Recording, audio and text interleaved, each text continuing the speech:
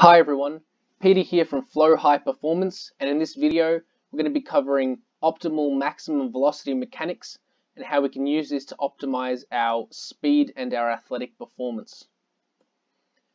So to start with, we have these stick figure diagrams of someone running at maximum velocity, and I have grey limbs here to indicate the limbs that are furthest away from the side perspective, and the black limbs to indicate the side that's closer from this perspective. So we know that they're at maximum velocity because of this nice upright torso that we see. They're not leaned forward like they would be in an acceleration phase. They have this nice upright posture. So that's the first thing we need to look out for, is that upright torso. We want to make sure we're not leaning backwards or leaning forwards. We want to be nice and tall and upright. And we're going to make sure, moving on from that, that our head is up and our eyes are looking forward. We're not looking down at the ground, otherwise our body will follow where our eyes are going. So keep the head up and keep the eyes looking forward. The next thing with the upper body is to use your arms. Exactly the same as in the acceleration phase. We want to make sure we're driving our arms by punching the elbows forward and backward. So we get this nice big arm drive that helps propel us with each step and helps give us momentum. In terms of the leg that's driving up here, we want to sort of get that knee up so that the hip is around 90 degrees. At maximum velocity, you often see the hip not quite reach 90 degrees, probably not quite get up that high, whereas in acceleration, you might see the hip the knee drive a little bit higher than 90 degrees. But we'll say for theoretically optimal, around 90 degrees at that hip angle. The next thing is to make sure we have our toes pointed up.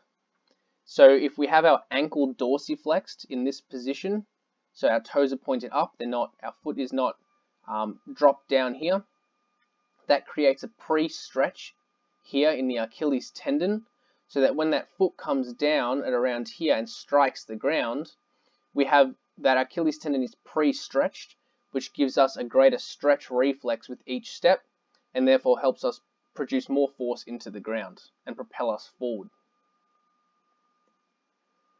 The next thing we're looking for is a full extension here at the back leg, and you might not see in this position here in someone actually running a full extension. They may reach full extension slightly before, but I put that in to illustrate that at some point we do want to reach a full extension with the hip and the knee, and even have the ankle extended as well. So that should be a nice straight line when we see that. We don't want the knee to be bent in a crooked line here. So moving on from this picture onto this one, we're going to talk now about when we strike the ground. So we want to make sure this is the next phase of running, so this leg is now coming down and this leg is starting to drive forward. So this leg here, as it comes down and strikes the ground, we want to strike the ground slightly in front of the center of mass. So if this blue dotted line here is the center of mass around here, we want to strike the ground slightly in front so that we get that nice sweep down and back. So we strike the ground slightly in front of the center of mass, not directly underneath us. Otherwise, if we strike directly underneath or behind, we're just going to topple forward. And we want to make sure that we're running on the ball of the foot. We don't want to strike the ground with our heel. We want to strike the ground with the ball of our foot in order to get that optimal stretch reflex of the Achilles tendon. And the last thing we want to talk about, so if we transition from this phase, as this leg starts coming down and this back leg starts recovering, so it starts coming back up so this leg's going to drive up now. This heel starts to go up, and as we can see, if we move a little bit further, that heel goes up to the bum. So we get our heel to come up, rather than have our legs swing forward like this. So we don't have our leg out here dangling.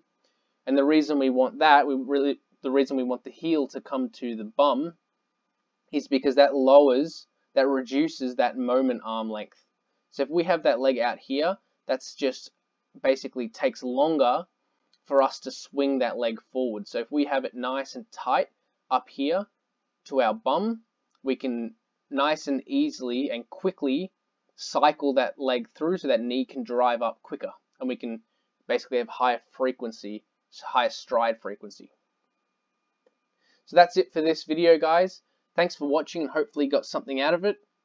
You can follow Flow High Performance on Facebook and on Instagram, where you'll find these research infographics, which are essentially the latest research in sports performance training, and they're summarized into these easy to understand pictures so that you can stay up to date with the latest research in sports performance training without actually having to go into the journals and read the articles yourself.